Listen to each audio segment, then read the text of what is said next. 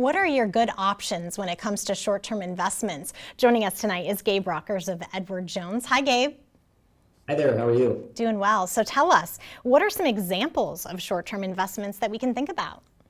So great question. I think the most common form that many of us utilize that we don't even consider an investment is a simple checking or savings account at your local bank or credit union.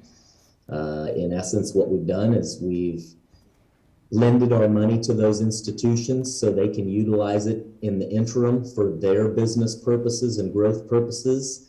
And those accounts are very protected in terms of, hey, the number can't go down.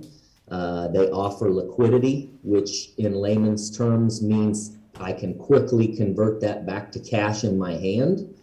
And so that's the real key to those investments, is to provide some stability, some peace of mind, and the liquidity aspect to immediately get the cash that I need for upcoming expenses.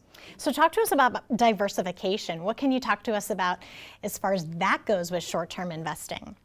Okay, great question. As it pertains to just the first example we gave, it's great to have money at a bank or a credit union to protect your general emergencies, whether it's an unplanned medical expense, a repair on the home, or a little investment renovation into that home, maybe a vehicle expense.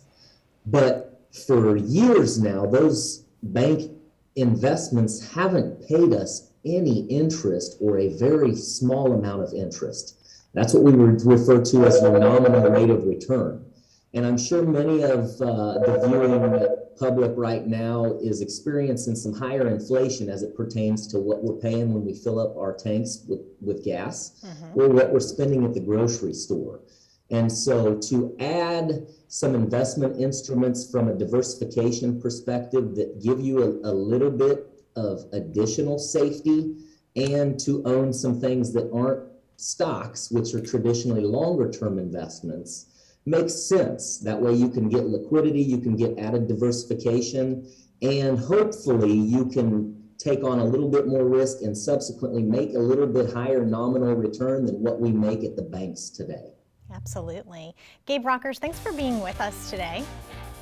Yes, thank you guys for having me. I appreciate it. I hope you have a great week. You too. Okay, we're going to take a break and we'll be back.